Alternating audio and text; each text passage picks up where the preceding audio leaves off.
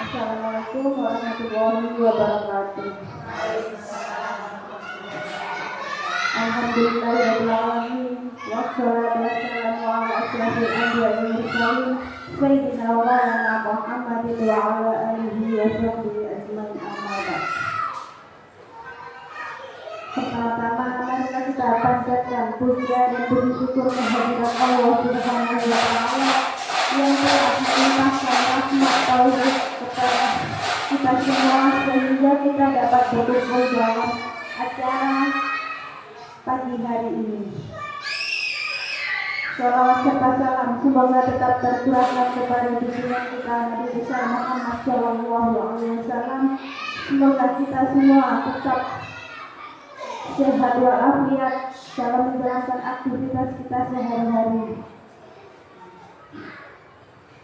Sebelum acara kita mulai, maka kita buka dengan bacaan Al-Fatihah.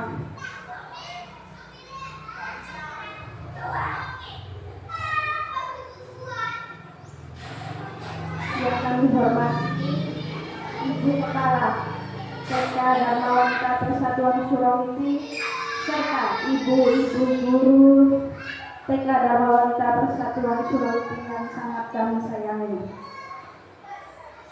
Sebelum acara kita mulai, marilah kita bacakan susunan acara pada pagi hari ini. Acara yang pertama yaitu sambutan oleh Ibu Kepala TK Dharma Wanita Persatuan Sulawesi yang akan disambut oleh Ibu Mulyati, dan sambutan yang kedua, sambutan aksi nyata yang kedua akan disampaikan oleh Ibu Siti Muhyiddin Nadia dengan tema diseminasi menyebarkan pemahaman dan penerapan pengalaman budaya positif di TK Dharma Wanita Persatuan Sulawesi.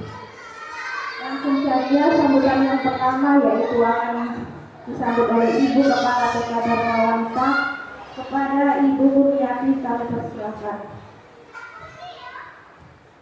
Assalamualaikum warahmatullahi wabarakatuh. Bismillahirrahmanirrahim. Alhamdulillahirabbil alamin. Wa bihi nasta'in wa ala umuri dunya waddin. Sayyidina wa maulana Muhammadin wa ala alihi wa sahbihi ajmain. Yang kami hormati Ibu Siti Muhyiddin Nadia sebagai calon guru penggerak dan ibu-ibu guru TK Dharma Wanita Persatuan Sulawesi yang sangat kami banggakan. Puji syukur alhamdulillah, marilah kita hadirkan kehadirat Allah Subhanahu wa taala yang mana pada pagi hari ini kita semua bisa hadir memenuhi undangan Ibu Siti Muhyiddin Nadia dalam acara presentasi diseminasi penyebarkan pemahaman dan penerapan pengalaman budaya positif. Nah, ini adalah tugas dari Bu Nadia untuk melaksanakan sebagai guru, sebagai calon penggerak. Untuk itu nanti Bu Nadia akan memaparkan apa-apa yang sudah dipersiapkan dan kita semua nanti mari bersama-sama menyaksikan, dan bila mana ada apapun yang belum kita pahami nanti ibu-ibu bisa menanyakan kepada Ibu Siti Muhyiddin. Semoga kegiatan pada hari ini berjalan dengan lancar dan membawa suksesnya bagi Ibu Siti Muhyiddin untuk menjalankan tugas-tugasnya sehingga kelak akan sukses dan lulus sebagai guru penggerak. Demikian saja sambutan dari saya. Bila mana ada salah kata mohon maaf yang sebesar-besarnya. Akhirul kalam, wassalamualaikum warahmatullahi wabarakatuh. Langsung saja acara yang kedua, aksi nyata diseminasi menyebarkan pemahaman dan penerapan pengalaman budaya positif di TK Dharma Wanita Persatuan Sulawesi oleh Ibu Siti Muhyiddin Nadia. Kami persilakan.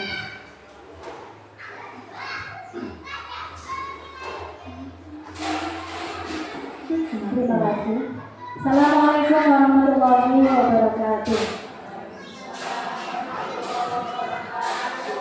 Alhamdulillahirrahmanirrahim. Wassalatu wassalamu ala asyrofil anbiya'i wal mursalin wa ala alihi wa sahbihi ajma'in, amma ba'du. Yang kami hormati ibu-ibu dan guru TK Dharma Wanita Persatuan Sulawesi. Alhamdulillah pada pagi hari ini menyempatkan hadir untuk melihat aksi nyata dalam tugas modul 1. Adapun sebelum itu ibu-ibu kita SBT dulu biar tidak tegang ya. Ibu-ibu silakan berdiri nanti menirukan saya arang sang-sang biar kita relax. Ayo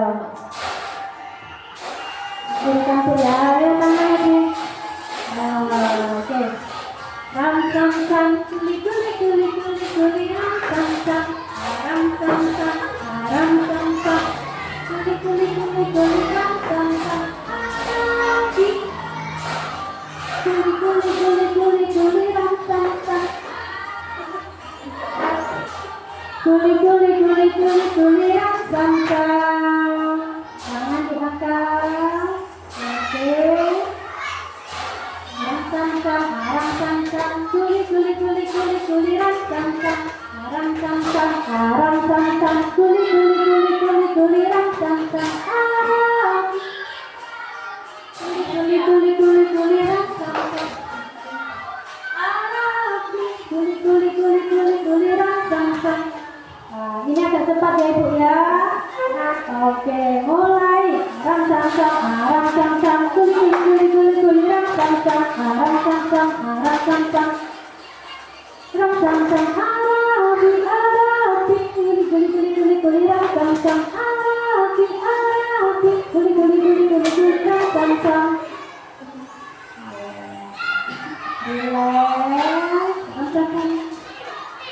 Ram sang sang ram sang sang ram sang sang kuli kuli kuli kuli kuli ram sang sang ram sang sang ram sang. Ya.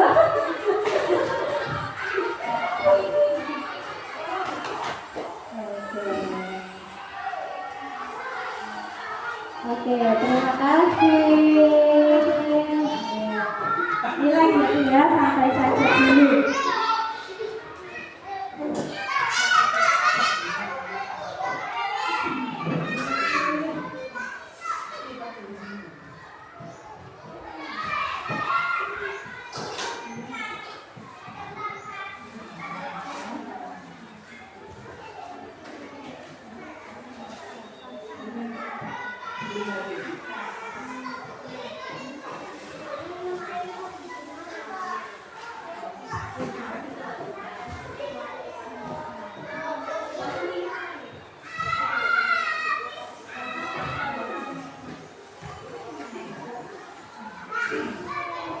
Ya, silakan diminum ibu.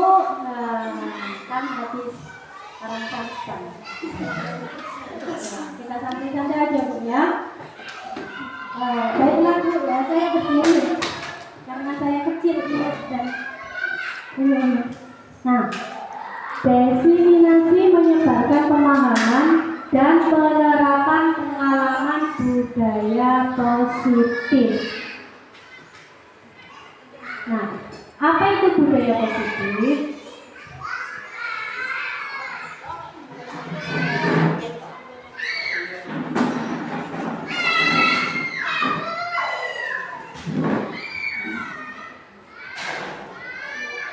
Kelihatan ya Bu ya? Nah, budaya positif merupakan perwujudan dari nilai-nilai atau keyakinan universal yang diterapkan di sekolah. Kemudian, budaya positif juga dapat mendorong murid untuk mampu berpikir, bertindak, dan mencipta sebagai proses memerdekakan dirinya sehingga murid mampu menjadi anak yang mandiri dan bertanggung jawab. Nah, konsep inti budaya positif terdiri dari Apa saja itu? Nah, yang pertama adalah perubahan paradigma. Perubahan paradigma belajar. Nah, anak-anak itu setiap hari itu kita selalu berusaha untuk mengajak anak-anak itu berubah. Jadi anak-anak itu tidak bosan ketika anak diberi materi menulis saja, mewarnai saja. Makanya terkadang anak-anak itu juga diajak untuk keluar, jalan-jalan, dan lain sebagainya. Terkadang main pasir, terkadang main air. Nah, kemudian yang kedua, disiplin positif. Disiplin positif itu apa Ibu? Kalau anak itu datang tidak terlambat, itu namanya disiplin. Bangun pagi tepat waktu, itu disiplin positif. Kemudian kebutuhan dasar manusia, nanti saya terangkan. Kebutuhan dasar manusia. Kemudian motivasi perilaku manusia. Yang kelima, posisi kontrol guru. Guru itu mempunyai peran dan posisinya seperti apa. Kemudian yang keenam adalah keyakinan kelas. Keyakinan kelas itu sebelum anak-anak mulai belajar, kita membuat suatu keyakinan kelas. Misalnya, anak-anak nanti kalau misalnya ada yang buang sampah sembarangan, itu seperti apa ya? Enaknya kita apakan ya? Berarti guru ini diskusi dengan muridnya. Enaknya satu hari pelajaran sekolah itu, kelas kita itu dibuat seperti apa? Itu anak-anak yang membuat. Kemudian gurunya itu nanti menyimpulkan kesepakatan apa yang ada di kelas itu. Nah, yang ketujuh adalah segitiga restitusi. Sekarang saya satu-satu. Nah, yang pertama tadi adalah ini ya, perubahan paradigma belajar. Nah, pembelajaran dengan paradigma baru. Apa itu? Nah, paradigma baru yaitu pembelajaran dengan paradigma baru merupakan pembelajaran yang dirancang berdasarkan prinsip pembelajaran berdiferensiasi, sehingga para peserta didik belajar sesuai kebutuhannya berdasarkan tahap perkembangan sesuai teori psikologi modern, yaitu untuk mewujudkan profil pelajar Pancasila. Nah, profil pelajar Pancasila itu apa saja? Nah, yang pertama beriman, bertakwa kepada Tuhan Yang Maha Esa dan berakhlak mulia. Nah, ini kita didik agar menanamkan diri kepada diri anak-anak itu iman dan takwa sejak dini serta mempunyai akhlak yang mulia. Kemudian berkebinekaan global, bergotong royong, kreatif, bernalar kritis serta mandiri. Bergotong royong ini anak itu mampu membantu temannya. Jika ada anak yang belum selesai, ayo kamu selesaikan dulu biar cepat selesai. Nanti kalau selesai kan kita bisa bermain, kita bisa makan bekal seperti itu. Sehingga itu bergotong royong dalam kelas. Kemudian kreatif. Anak-anak jenengan ini kreatif sekali, Bu. Misalnya dikasih plastisin. Nah, anak itu pengen membuat apa? Jadi kamu terlihat. Nah, terkadang ada yang membuat burung, ada yang membuat ular, ada yang digeser-geser katanya itu cacing. Berarti anak kita itu sangat kreatif sekali. Dia mempunyai imajinasi itu berbeda-beda. Kalau perempuan misalnya ingin membuat boneka-boneka, bunga dan lain sebagainya. Kemudian bernalar kritis. Anak itu kritis. Itu terkadang kalau kita di rumah itu ya, kan males jawab anak. Ibu, ini diapa nase, ini diapa nase. Gak usah pakai aku. Aku ngomong, aku dulu ya. Kalau orang Google, misalnya seperti ini. Anak itu muncul ide itu jarang, berarti anak itu cerdas. Gitu. Terkadang pertanyaan dari anak itu malah hal yang tidak kita pikirkan. Dulu itu saya pernah kita kan belum pernah ke Mekah Ka'bah ya. Saya itu ditanya, Bu, isinya Ka'bah itu apa sih? Ya, kita kan kesana menuju ke Baitullah kan Ka'bah. Sedangkan kiblat kita kan juga Ka'bah. Nah, terkadang anak kecil itu enggak.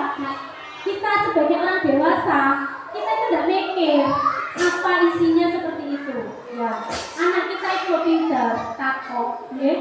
Jarang ada anak yang seperti itu. Kemudian mandiri itu anak itu sudah mampu mengerjakan tugasnya itu sampai selesai, tidak dibantu oleh bu guru. Misalnya anak jenengan dikasih tugas mewarnai atau menggambar itu sampai selesai, itu mandiri. Ada bu anaknya yang minta tolong jenengan, ibu gambarnya ada? Tidak ada, karena putra putri jenengan sudah mandiri. Kemudian yang kedua yaitu disiplin positif. Disiplin positif adalah suatu pembiasaan kita sehari-hari, pembiasaan yang baik karena namanya positif ya. Mencakup sikap atau perilaku maupun tutur kata oleh seluruh warga di sekolah, terutama bagi murid agar dapat berkembang menjadi pribadi yang kritis, mandiri, dan bertanggung jawab. Nah, mencakup sikap atau perilaku atau tutur kata. Kita sebagai pendidik dan juga orang tua yang dilihat anak, yang dilihat anak itu pertama itu tutur kata ya. Kalau kita nadanya lembut, anak juga merasa nyaman. Kalau dari jauh sudah ngomongnya, oi, dari jauh juga anak takut. Nah, kemudian sebagai pendidik tujuan kita adalah menciptakan peserta didik yang memiliki disiplin diri sehingga mereka berperilaku mengacu kepada nilai-nilai kebajikan universal dan memiliki motivasi dalam diri menuju perubahan perilaku ke arah yang lebih baik. Jadi kalau anak kita itu tidak disiplin, dia itu biasanya itu sudah merasa kalau aku ini mau lulus datangnya telat. Biasanya jam 7:30 sudah baris dan masuk. Kalau ada anak yang telat dari jauh itu dia itu sudah merasa, maaf ya Bu, saya terlambat gitu ya. Apakah guru memarahinya? Apakah memarahinya guru? Dari siapa? Ada 5 posisi kontrol sebagai guru. Kita itu seperti apa? Karena kita itu orang yang berbeda-beda. Oke. Kemudian 3, kebutuhan dasar manusia. Kebutuhan dasar manusia itu adalah sesuatu yang kita lakukan untuk mendapatkan apa yang kita inginkan. Seluruh tindakan yang kita lakukan memiliki tujuan. Semua usaha terbaik yang kita lakukan agar kebutuhan dasar terpenuhi dengan baik. Bu, kebutuhan dasar manusia itu apa? Ayo, misalnya, betul? Makan, enter, apalagi minum, itu kebutuhan dasar manusia, keinginan manusia. Manusia tidak makan dan minum, apa yang terjadi? Lemes ya, seperti puasa. Jadi itu manusia itu juga mempunyai kebutuhan dasar selain pakaian, uang, kenyamanan dan lain-lain, juga kita perlu makan dan minum, itu juga kebutuhan. Kemudian di sini ada 5 kebutuhan dasar manusia.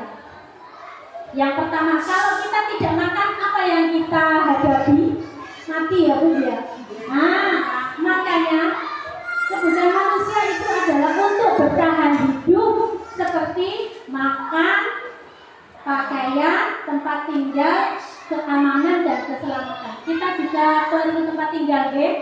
Alhamdulillah kita semuanya hidup di sini punya rumah semua, tidak ada yang tidur di kolong jembatan, ya Bu ya.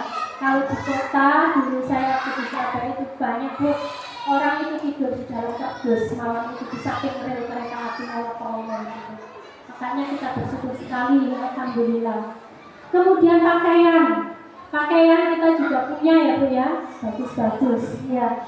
Di sana ada anak ya, orang yang pengen punya pakaian aja setahun sekali bisa beli. Kalau kita tiap hari online ya. Makanan, alhamdulillah sudah makan? Ya. Alhamdulillah makanan kita tercukupi. Monggo kali diminum Bu. Kemudian keamanan, Ibu di rumah sudah merasa aman? Apakah ada tetangga yang mengganggu? Tidak aman ya. Karena keamanan itu memang kita perlukan.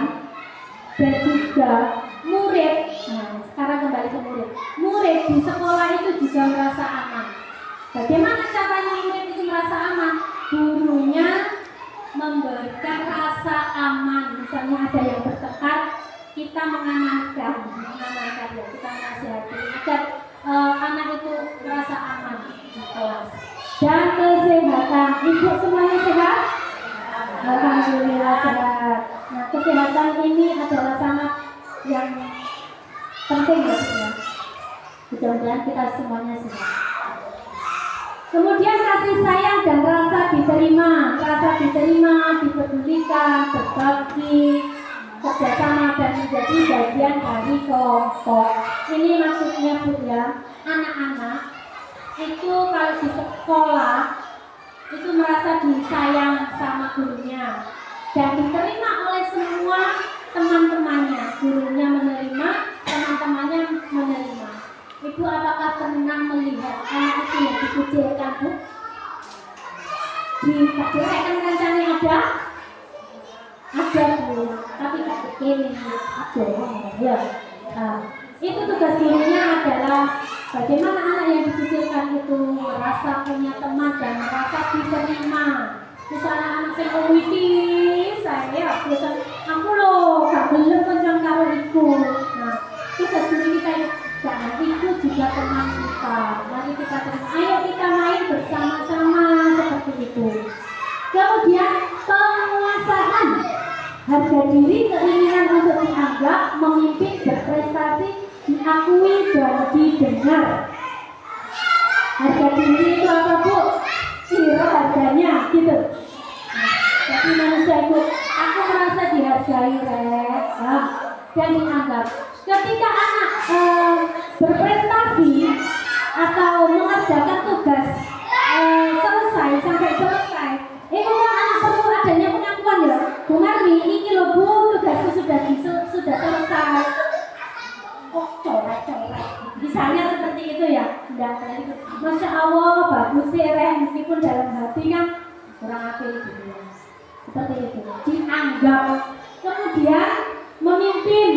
Anak itu ya kepengen jadi pemimpin. Misalnya, Bu, aku ya sing dhisik. Itu kan berarti sama dengan memimpin ya. Bu, aku sing ngantuk. Aku Bu sing nyiapno. Aku Bu pengen di depan. Itu anak itu pengen merasa memimpin ya.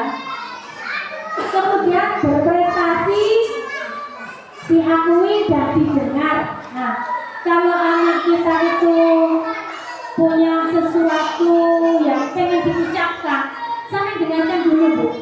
Jangan dengar kok bocah ngomong kayak sepisan, itu sampai potong, sampai dengarkan sampai selesai. Itu kan sampai sudah tahu apa itu ya. Kemudian kebebasan, mandiri, memiliki pilihan, mencoba hal baru dan mampu mengendalikan arah dirinya. Anak-anak itu ya pengen bebas Bu. Di rumah kan ruang lingkupnya di rumah, di dapur dan lain sebagainya. Makanya kalau anak-anak di kelas itu lari-lari, gitu betul. Sampai kalau anaknya di rumah kan ikut layanan aku tiba. Ya, nah kalau di sekolah anak-anak Tapi lari-larinya itu nanti ada kontrol gurunya. Seperti apa? Sesuatu yang dibolehkan dan tidak dibolehkan. Nanti saya bahas. Nah, kemudian kesenangan bermain, humor, antusias, dan tertawa. Anak-anak boleh bermain kok di rumah tetangga? Atau tetangga desa maksudnya? Tidak boleh ya. Kalau di rumah tetangganya kan kita bisa mengawasi. Nah, terus anak itu biasanya kalau tertawa ngekek, nah lucu, boleh tak Bu? Boleh, iya terkadang gue banget kok orek ngomongmu, guyu-mu. Terkadang kan kita seperti itu ya. Biarkan anak itu mencari kesenangan dalam dirinya. Nikmatilah masa-masa anak-anak jenengan itu masa kecil. Kalau dulu Bu, saya waktu kecil itu senang sekali Bu. Benar, senang sekali. Saya tidak pernah dipukul orang tua atau apa itu, tidak pernah. Orang tua saya sayang sekali. Saya minta apa dikasih, kecuali minta yang anaknya. Kemudian yang keempat tadi Bu, kebutuhan dasar manusia. Nah, di sini ada 3: hukuman, konsekuensi, kemudian restitusi. Hukuman itu tidak terencana atau tiba-tiba. Misalnya anak sama jatuh, ukur. Nah, itu kan secara tiba-tiba ya. Ada di joko itu, nampak itu joko. Itu kan secara tiba-tiba. Nah, anak itu sama hukum Bu. Nah, itu secara tiba-tiba. Kemudian murid tidak tahu apa yang akan terjadi. Tidak ngerti Bu, kan gak sengaja tiba, senang komen. Kemudian bersifat satu arah, berupa hukuman fisik atau psikis. Fisik atau psikis itu biasanya anak sampai tiba tambah sama jiwir. Nah, seperti itu. Terkadang itu yang lebih lagi itu bersifat psikis. Anaknya sampeyan itu sampai no dan mengena di hati ini anak sampeyan. Matamu nih misalnya seperti itu. Berkata yang anak itu langsung ingat gitu loh Bu. Sampai kapanpun terkadang. Nah, kemudian gini, pernah ada orang itu sukses sampai S2 bidang matematika. Nah, ketika dia itu pidato pas kelulusan, dia itu bilang seperti ini, saya sudah lulus S2, saya ingin mencari guru saya Ahmad, karena dia itu dulu bilang saya adalah murid yang paling bodoh dalam matematika. Nah, bayangkan Bu, itu dari dia sekolah, ternyata dendanya dibawa sampai selesai kuliah, bahkan mungkin diingat sampai mati. Jadi perkataan seorang guru itu harus hati-hati, ya. Ya, anak itu menang, dilokno menang naik, tapi dalam hatinya baper, seperti itu punya rasa dendam. Dan dendamnya dia berprestasi, membuktikan bahwasanya dia sukses. Nah, kalau misalnya dendamnya rendahan, ayo, ya lebih bahaya lagi. Meskipun sama suami gitu. Konsekuensi ya. Kemudian konsekuensi itu apa? Terencana, disepakati sesuai peraturan. Nah, misalnya kalau kamu jatuh, kalau kamu lari-lari, konsekuensinya apa? Ya, kamu jatuh. Nah, seperti itu namanya konsekuensi. Kemudian murid tetap dibuat tidak nyaman, sikap guru selalu memonitor murid. Murid dibuat tidak nyaman. Kan yang mari domennya gak nyaman gitu ya. Apa itu nyaman gurunya orang. Terus suaranya keluarga itu loh, terkadang seperti itu. Nah, sikap guru selalu memonitor murid. Koyoke lebih diawas ya, dimonitor terus. Kemudian restitusi.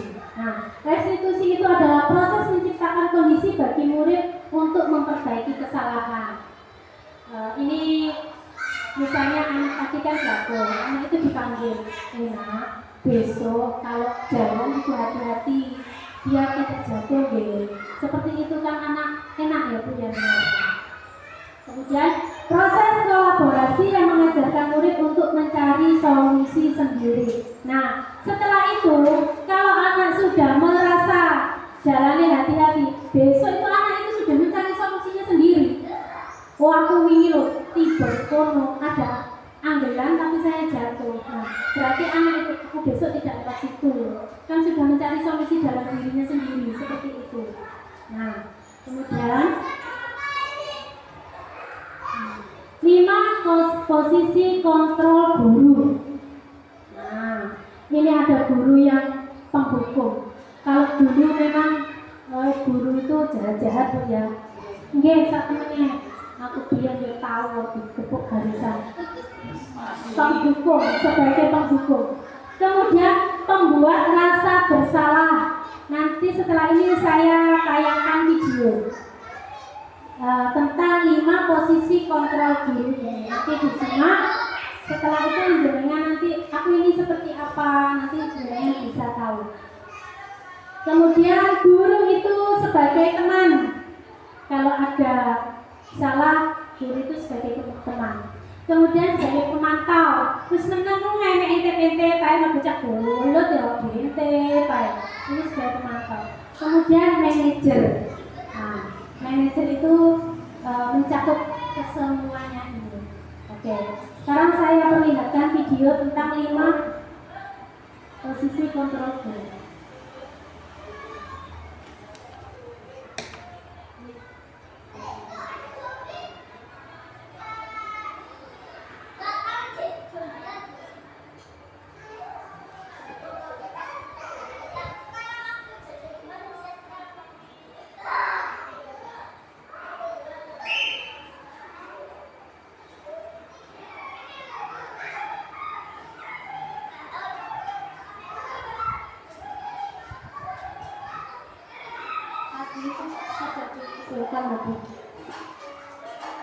Benar Bu. Salam bahagia Ibu dan Bapak Guru hebat. Dalam penerapan disiplin positif restitusi, salah satu program yang dikembangkan adalah pengembangan posisi kontrol. Minimal posisi kontrol restitusi adalah proses perjalanan seorang pendidik agar dapat mengenali dirinya. Pada video kali ini, kita akan membahas tentang 5 posisi kontrol yang digunakan oleh gaya dosen dan contoh penerapannya.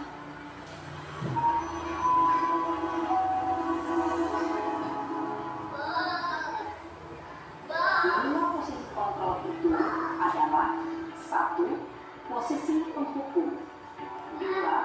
Posisi pembuat merasa bersalah, 3. Posisi teman, 4. Posisi pemantau atau monitor, dan 5. Posisi manajer. Untuk lebih memahami kelima posisi tersebut, mari kita saksikan kasus Naren yang terlambat hadir 20 menit di sekolah dan melihat bagaimana kelima posisi kontrol dalam menghadapi masalah tersebut. Ini sebagai guru, sebagai penghukum murid yang terlambat sekolah.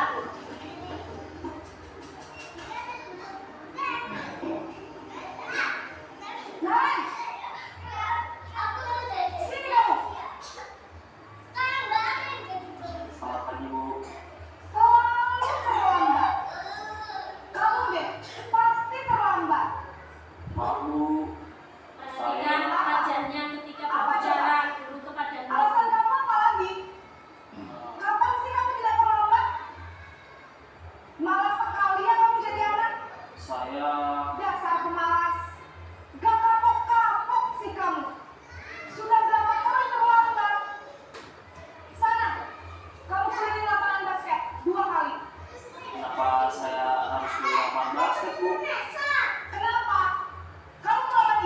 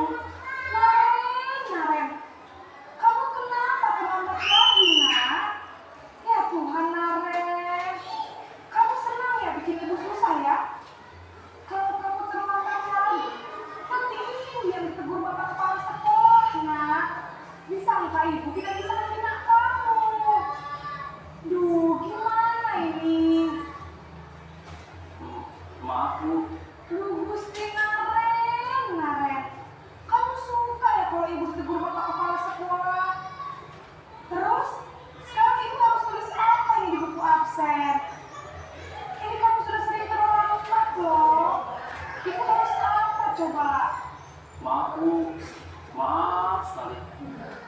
Ya sudah, lain kali jangan bikin ibu susah lagi ya nak ya. Ibu tidak akan kuat lagi kalau kamu begini terus.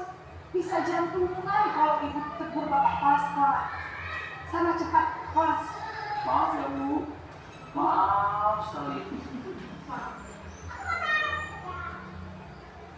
Posisi pembuat rasa bersalah berbicara dengan nada tenang, cenderung lembut. Namun kata-kata yang diutarakan membuat murid merasa menjadi orang yang gagal, memandang buruk dirinya sendiri, merasa tidak berharga, dan tidak sanggup membahagiakan orang lain. Ketika guru mengambil posisi pembuat rasa bersalah, murid akan menganggap dirinya yang bersalah dan ia akan menyimpan emosi negatif tersebut di dalam dirinya.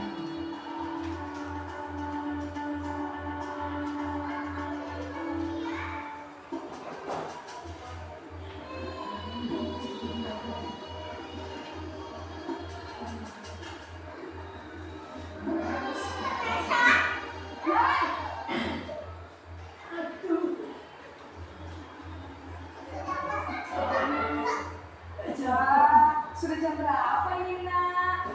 Selamat lagi ya sayang. Iya Bu, habis ibu saya rumah bangunkan saya Bu. Kamu malah menyalahkan ibu kamu. Kamu bukan anak yang larinya paling kencang. Kok terlambat sih? Iya Bu, saya memang terlambat bangun tadi. Jadi biarpun saya lari kencang, tetap nggak kesenjan Bu. Ya sudah sana. Nah, lain kali larinya lebih kencang lagi ya. Bisa terlambat lagi. Bikin senang ibu. Demi ibu. Bisa kan? Bisa lah Bu. Ya sudah sana masuk kelas. Ibu beresin urusan absen kamu.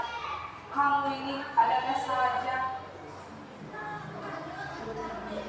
Dalam posisi teman, guru berbicara dengan nada suara ramah, akrab, cenderung bersenda gurau untuk menjaga suasana tetap santai.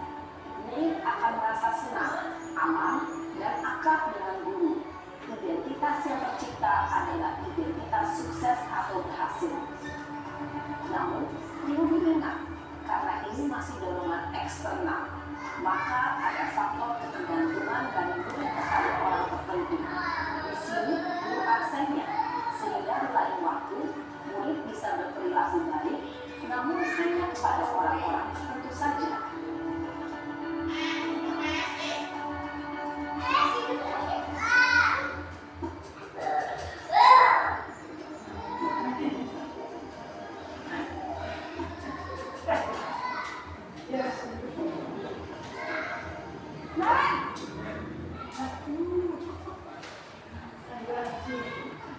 Selamat pagi Bu.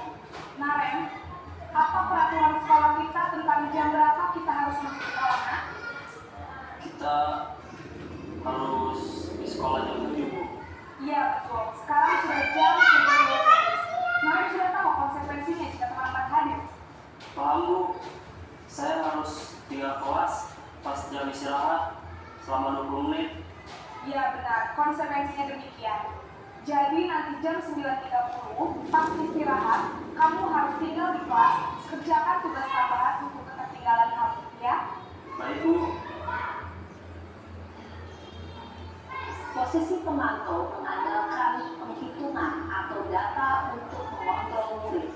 Guru mengarahkan murid berdasarkan peraturan dan konsekuensi. Seorang pemantau menunjukkan bahasa tubuh dan ekspresi wajah yang datar dan cenderung formal.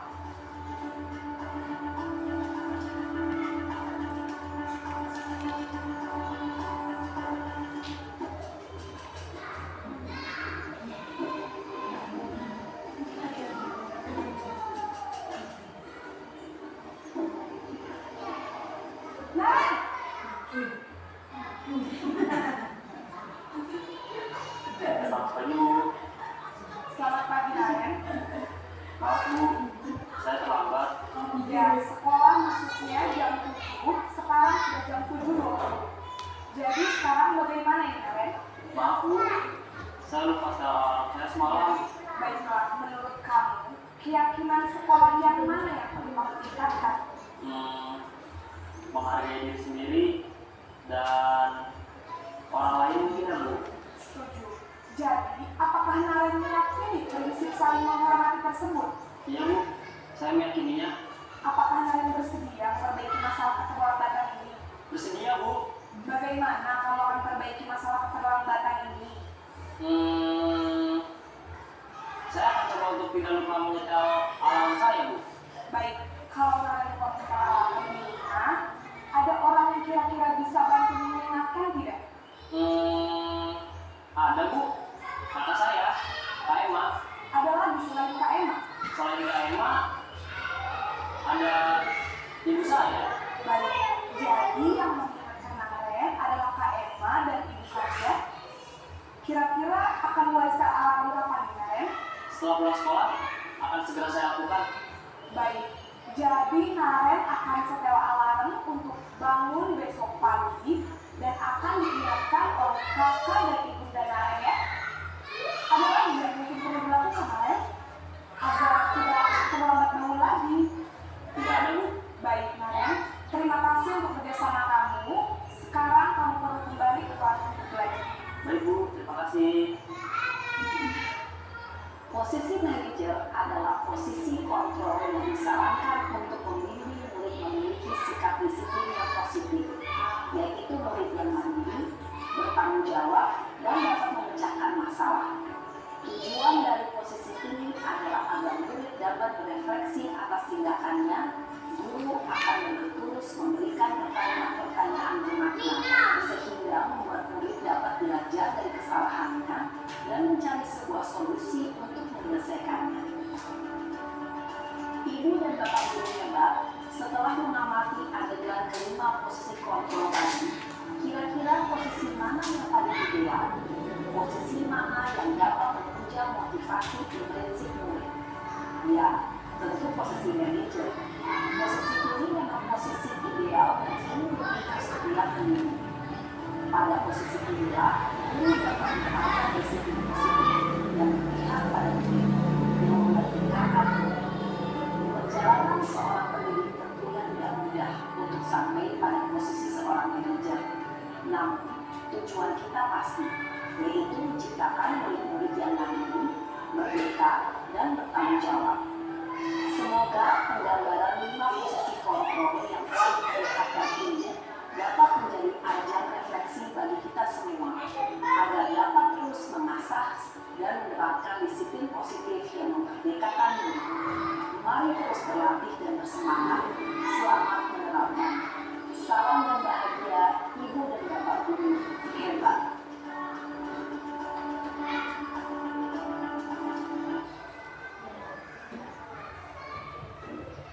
Gimana Bu, sudah melihat video tadi? Ada berapa posisi kontrol guru? 5. Yang pertama, penghukum. Yang kedua, pembuat rasa bersalah, teman, pemantau, dan manajer. Kira-kira dari video tadi, Ibu yang senangi itu di posisi yang apa? Murid jenengan niku merasa aman, merasa nyaman, sikap guru jenengan pilih yang mana? Ayo. Yang 5, posisi manajer. Posisi manajer itu adalah posisi yang paling baik. Nah, kalau kita sebagai penghukum, penghukum itu dari jauh itu kata-katanya sudah kasar, menyakiti, dan juga suka menyindir. Menyindir itu juga salah satu suatu hukuman Bu. Tidak secara langsung tapi menyindir. Misalnya saya ngomong Mbak Nur tapi nyindir Bu Marni, misalnya seperti itu.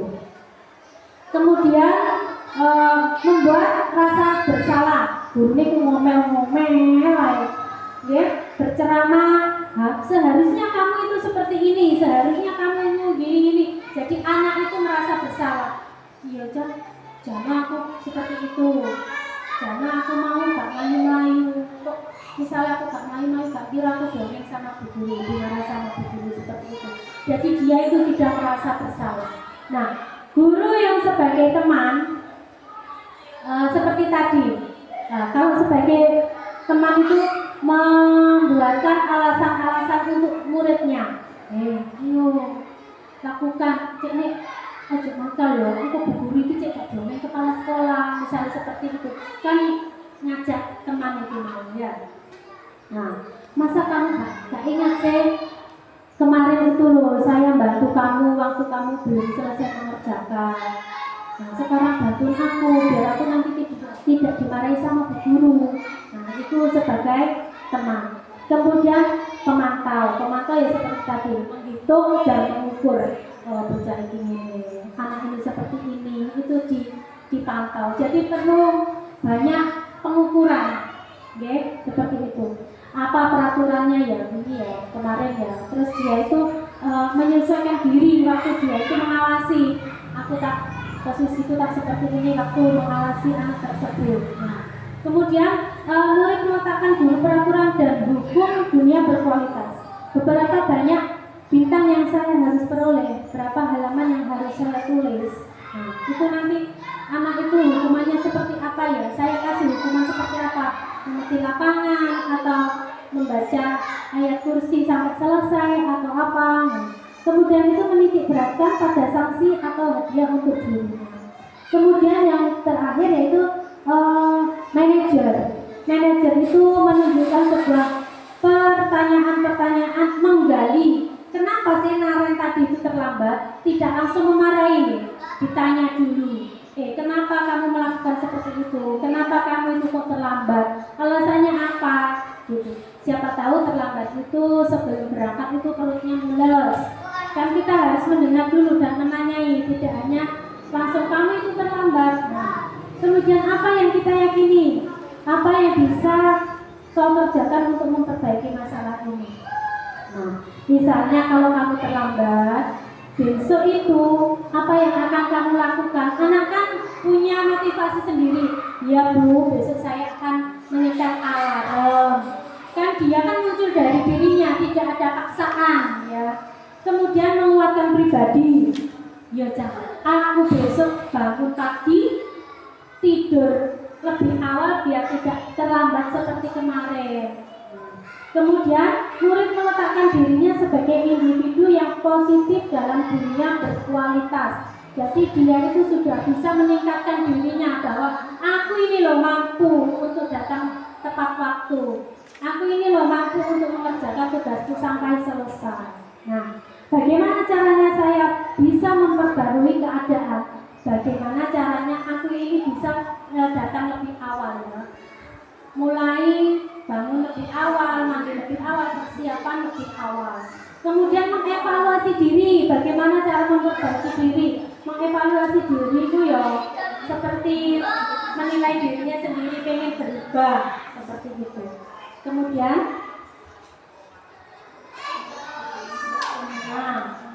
ini tadi nada suara yang tinggi, tubuh, mata melotot itu adalah sebagai penghukum.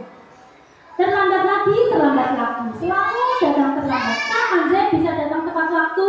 Nah, itu kan marah ya. Tanyakan kepada diri Anda, bagaimana perasaan murid Anda? Guru berbicara seperti itu pada saat muridnya datang terlambat. Misalnya sama jadi murid, sama dikono-kono, Bu, perasaannya sama bagaimana? Takut. Iya, takut. Kemudian membuat rasa bersalah. Gurunya wajahnya melas, sedih kalau dari mepet-mepet anaknya seperti itu. Abi, kamu bagaimana ya? Kamu sudah berjanji dengan ibu tidak akan terlambat lagi. Kamu kenapa ya? Senang sekali mengecewakan ibu. Ibu benar-benar kecewa sekali. Nah, bagaimana perasaan murid bila ditegur seperti ini? Murid akan merasa bersalah. Sebagai teman,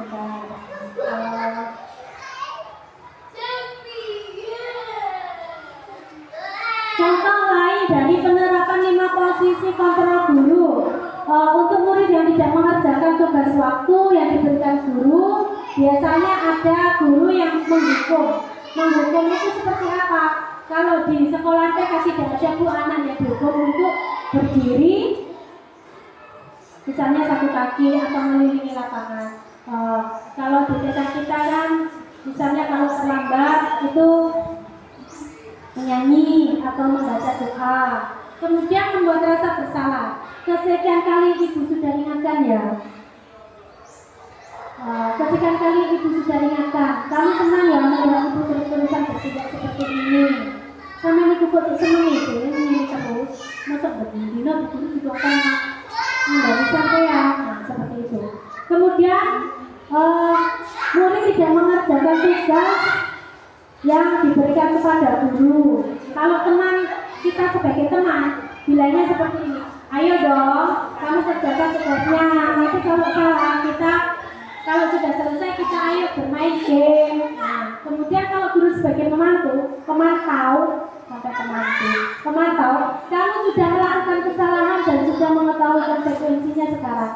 Selesaikan dan segera kumpulkan. Kemudian sebagai manajer, guru tidak hanya langsung memarahi anak, tidak langsung menghukum anak. Nah, guru ini bertanya, apakah kamu tahu kesalahanmu? Anak itu dipanggil, celuk.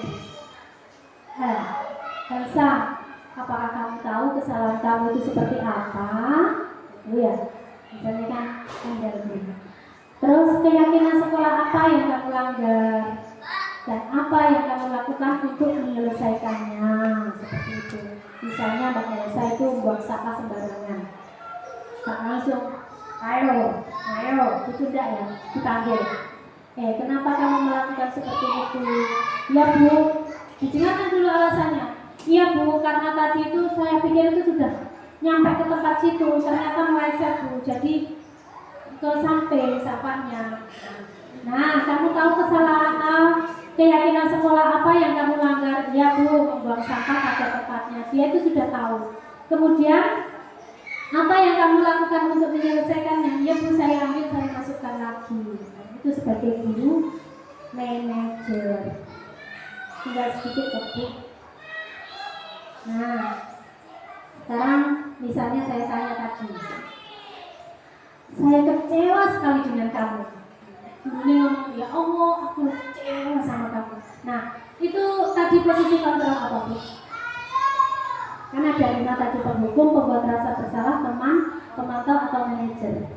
Apa? Pembuat rasa bersalah. Kita lihat jawabannya. Iya, benar. Dia itu merasa salah. Kemudian, posisi kontrol apakah aku? Kamu ini tidak benar-benar melakukan. Sekarang ayo keliling lapangan 3 kali, lari-lari. Nah, sebagai apa? Penghukum. Kita lihat jawabannya. Kemudian, posisi kontrol apakah aku? Kira-kira bagaimana kamu akan memperbaiki masalah ini ya? Ayo, itu sebagai apa? Manajer, jangan pintar. Manajer kan halus dan lembut ya. Kemudian, ayo lakukan demi Bu Guru, biar Bu Guru ini tidak dimarahin oleh guru yang lain. Nah, seperti apa itu tadi? Teman, kita lihat. Ya benar. Yo, nanti aku cuma kita. Ayo toh, seperti itu. Kemudian, posisi kontrol apakah aku? Kamu terlambat 15 menit.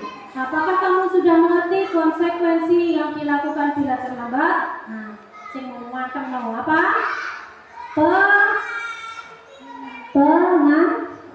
Nah, iya, dipantau wis, gak usah bawa ini muat guys. Mantau. Keyakinan kelas. Keyakinan kelas merupakan kesepakatan kelas yang diyakini bersama guru dan murid dengan harapan dapat meningkatkan kedisiplinan murid. Keyakinan kelas berupa pernyataan universal dibuat dalam bentuk positif dan bersifat abstrak. Keyakinan kelas hendaknya tidak terlalu banyak sehingga mudah diingat dan dipahami. Semua warga kelas ikut berkontribusi dalam pembuatan keyakinan kelas lewat kegiatan mengutarakan pendapat.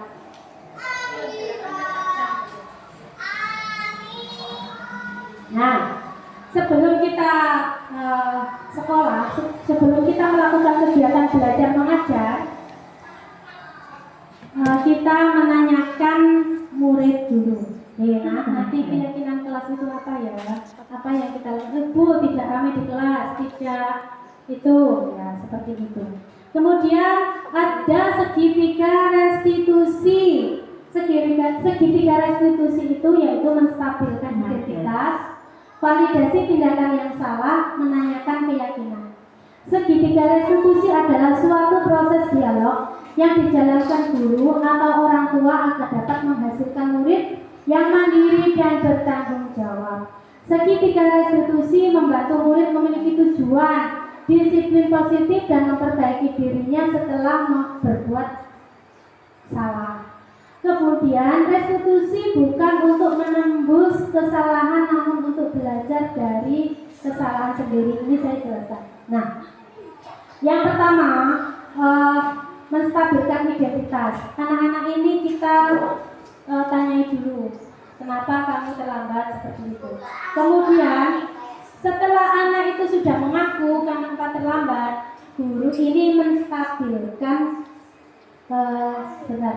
Guru ini memvalidasi tindakan yang salah. Guru ini ngandani, ya nak, kalau kamu terlambat itu perbuatan salah. Besok jangan diulangi lagi. Kemudian yang ketiga menanyakan keyakinan kelas. Ya, kalau kamu terlambat, apa konsekuensinya?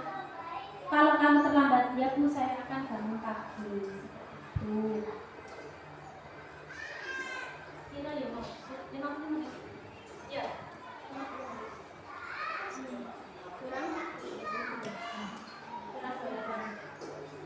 Oh ya. Kemudian menstabilkan identitas. Berbuat salah itu manusiawi, tidak ada manusia yang sempurna. Ini menuturi menuturi anaknya, menstabilkan identitas. Bapak Ibu juga pernah melakukan seperti itu. Bapak Ibu tidak tertarik mencari siapa yang salah, tapi Bapak Ibu ingin mencari solusi dari permasalahan ini. Kamu berhak merasa seperti itu. Nah, misalnya ada anak yang mematahkan sapu di kelas. Nah, anak itu distabilkan identitasnya. Iya nak, Bu Guru loh, dulu juga pernah mematahkan sapu. Tapi Bu Guru itu tidak pengen tahu siapa yang mematahkan. Kemudian dicari solusi. Besok kalau membawa sapu itu hati-hati ya.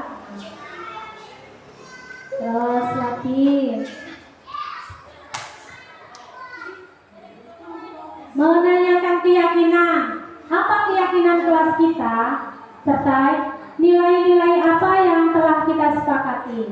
Kemudian seperti apa gambaran kelas yang ideal menurut kamu? Ini ditanyakan kepada murid. Kamu mau nggak jadi orang seperti sukses? Atau kamu pengen menjadi orang seperti apa? Gitu. Sekian dan terima kasih.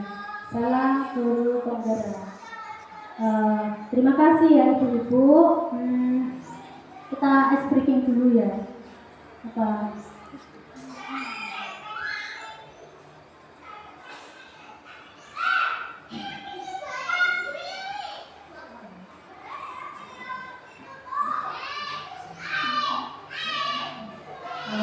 Kita tepuk-tepuk ya Bu ya. Oke.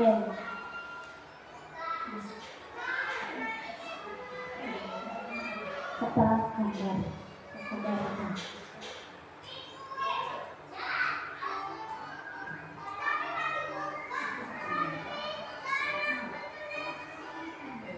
Fokus dan tidak boleh fokus.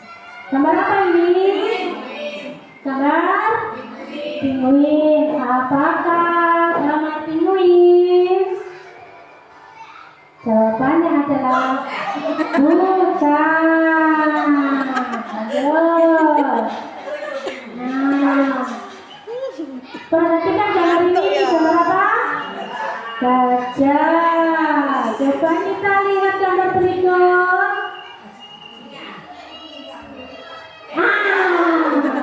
Tak masuk akal ya.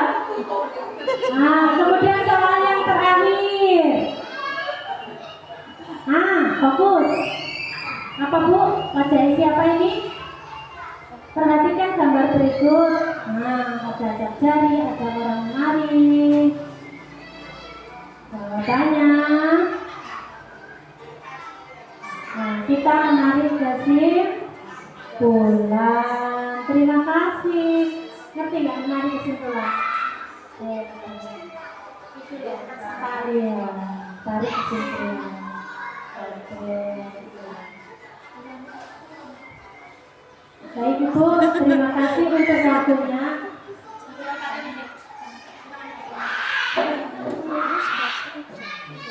Ibu-ibu, nggak apa-apa, biar kita foto dulu di sini karena session ini sudah selesai.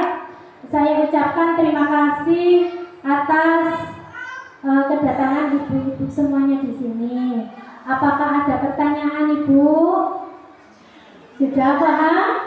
Sudah mengerti nggih? Karena sudah melihat Rem dan Bu Marni tadi ya. Kita sebagai 5 posisi kontrol guru semuanya sudah dilihatkan. Untuk terakhir Ibu, saya butuh dukungannya saja dan doanya, mudah-mudahan kedepannya saya bisa menyelesaikan tugas calon guru penggerak ini dengan nilai yang baik.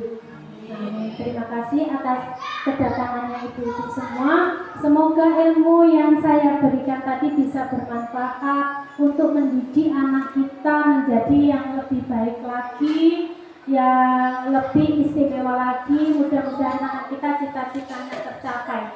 Kita bertujuan untuk menjadikan anak kita bahagia, ya sudah. Jangan sampai waktu anak-anak kita ini tidak bahagia. Ibu, saya minta fotonya di sini semuanya. Terima kasih. Wassalamualaikum warahmatullahi wabarakatuh. Waalaikumsalam warahmatullahi wabarakatuh.